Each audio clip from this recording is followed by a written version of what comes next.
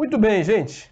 Continuando a nossa aula, vamos conversar um pouco sobre os antidiarreicos e, consequentemente, a fisiopatologia da diarreia, de uma forma bem breve, e o uso desses fármacos no tratamento da diarreia.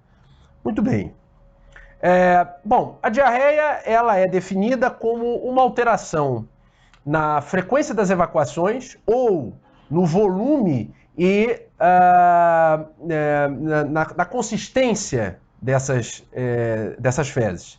Então, quando a gente fala em frequência de evacuações na diarreia, a gente vê frequências aumentadas, ou seja, 3 vezes ao dia ou mais, caracterizando a consistência, fezes líquidas ou semilíquidas. E o volume acima de 200 gramas por dia de fezes sendo evacuadas. Muito bem, então, ou seja, traduzindo isso, são as situações que vão acometer o indivíduo em que eu tenho um aumento da motilidade intestinal. Aquilo que a gente conversa quando a gente fala de constipação, do uso dos procinéticos, em que eu tenho uma redução da motilidade, aqui não. Aqui a gente tem um sentido oposto. Nós temos o aumento das secreções, o aumento da motilidade, o aumento da liberação, da excreção, da perda de água e eletrólitos. Por exemplo, as diarreias podem desencadear quadros de acidose, podem desencadear quadros de hipopotassemia. Em crianças é muito utilizado, além, claro, dos indivíduos como um todo, não só as crianças, como os adultos, idosos. O importante na diarreia, no tratamento da diarreia, é o tratamento não farmacológico, reposição hídrica e eletrolítica, tá? O mais famoso é o soro caseiro, que é o açúcar com o sal e a água, mas também em crianças costuma ser utilizada a reposição, por exemplo, de zinco, que é fundamental na composição enzimática de enzimas importantes na bioquímica do organismo e também na participação do crescimento celular. Então, nas crianças até 5 anos, a gente pode ter e vai ter indicação da reposição de zinco. Nós temos compostos preparados de zinco para são comercializados e podem ser utilizados, tá certo? Então, como eu estou falando, o resumo, a redução na consistência, um aumento do número de evacuações e um aumento do volume das fezes. Tá? Então, isso vai caracterizar o quadro de diarreia. Essas diarreias, como em geral, elas têm como um mecanismo que incide, o que inicia essa diarreia são infecções por micro-organismos. Tá? Em suma, a essência da coisa são infecções por micro-organismos. Existem fármacos que podem levar ao quadro diarreico. Você pode, por exemplo, fazer uso de antibióticos, como os macrolídeos, a eritromicina, ela tem estrutura idêntica ao do hormônio motilina. O que é que faz o hormônio motilina? Ele aumenta a motilidade intestinal. Então a eritromicina é, por exemplo, um fármaco que pode aumentar essa motilidade e gerar um quadro diarreico, não é o único. Muitos antibióticos podem levar a esse quadro diarreico aumentado. Outro tipo de fármaco, alguns antipertensivos podem levar a quadro diarreico. Então, assim, há uma gama grande de determinados grupos de fármacos que podem levar a quadro diarreicos. Mas a diarreia, o princípio da diarreia é que ela acontece por um processo infeccioso, por algum micro-organismo. Em geral, vírus, rotavírus, coronavírus, astrovírus, enfim. Ou bactérias, infecções bacterianas, Campylobacter, Clostridium difficile, Shigella, Salmonella, Vibrio, cholerae.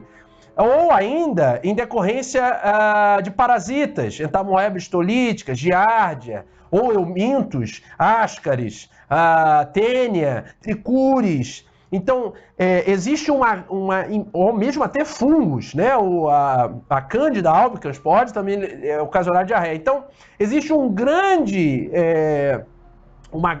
número e espécies diferentes de seres, de micro-organismos que podem levar a quadros diarreicos, tá certo? A diarreia ela pode ser subdividida em 3 tipos. Diarreias agudas, quer dizer, pelo tempo, né? Então, diarreia aguda é aquela que dura até 14 dias. Diarreias intermediárias ou diarreias persistentes duram de 14 a 30 dias. E diarreias crônicas graves duram acima de 30 dias, né? Tem mais de 30 dias de duração. Tá certo? Então, o tratamento básico da diarreia inicial para qualquer quadro diarreico, para qualquer idade, é a reposição, é a manutenção do equilíbrio eletrolítico, hidroeletrolítico. Mesmo em quadros de diarreia grave, o transporte, o cotransporte, a absorção de glicose e sal pelos enterócitos é mantida.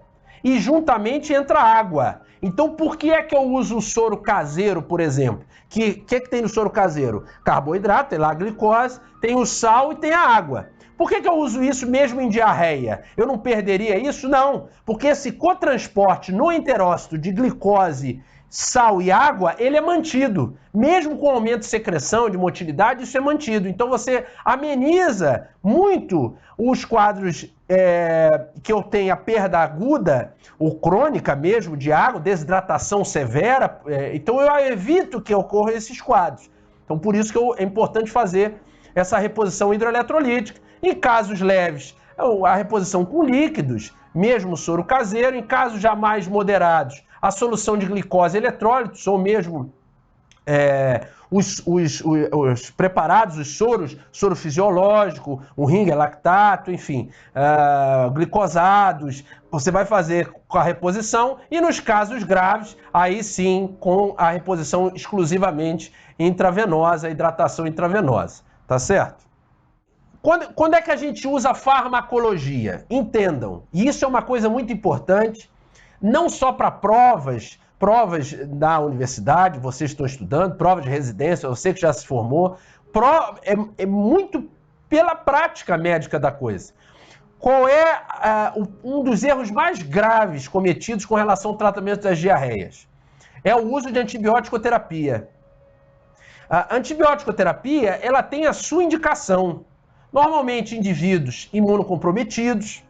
Se há o teste, o antibiograma e a coleta e cultura do exame de fezes e a confirmação de que há a presença de bactéria, aí você deve usar.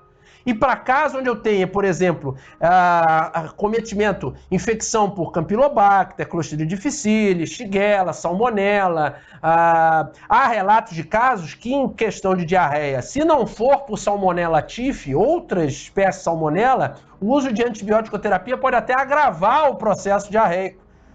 Por exemplo, casos com Escherichia coli, esse processo pode ser agravado em crianças, o uso incorreto da antibiótico-terapia.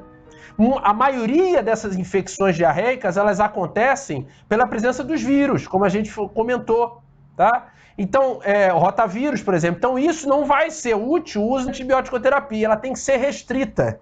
E, quando usada de forma correta. Por exemplo, existem diferenças em quadros agudos de diarreia em que eu não tenho a presença de sangue.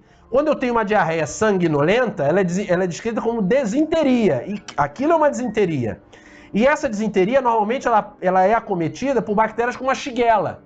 Se isso é confirmado, eu posso utilizar fármaco, como, por exemplo, ciprofloxacino, azitromicina, ceftriaxona. Então, isso pode ser indicado nesses casos específicos. Ora, diarreia aguda.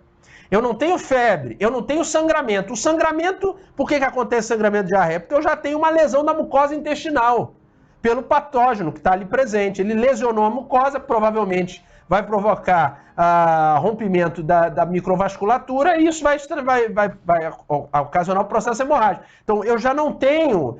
se eu tenho esse processo, eu vou fazer uso de um antidiarreico associado à antibiótico-terapia, reposição hidroeletrolítica. Se não é o caso, se não tem sangramento, se não tem febre, se é uma diarreia que pode, e provavelmente no adulto, ela é originada, ocasionada pela presença de um rotavírus, por exemplo, e é necessário conter essa frequência evacuatória, eu posso fazer uso, sim, desses antidiarreicos que a gente vai comentar aqui. Então, para tratar essas diarreias agudas, a gente comenta que a primeira linha de tratamento são os derivados opioides. Antigamente se usava codeína, o elixir paregórico, mas essas moléculas, elas têm maior penetrabilidade no sistema nervoso central.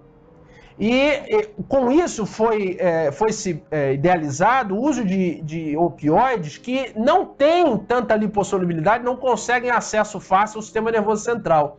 Desse o destaque é a loperamida, que é o Imosec. Mas ainda há o difenoxilato, que é o Lomotil, Motofen, que também é um opioide, derivado opioide, que tem baixa penetração no sistema nervoso central, tá?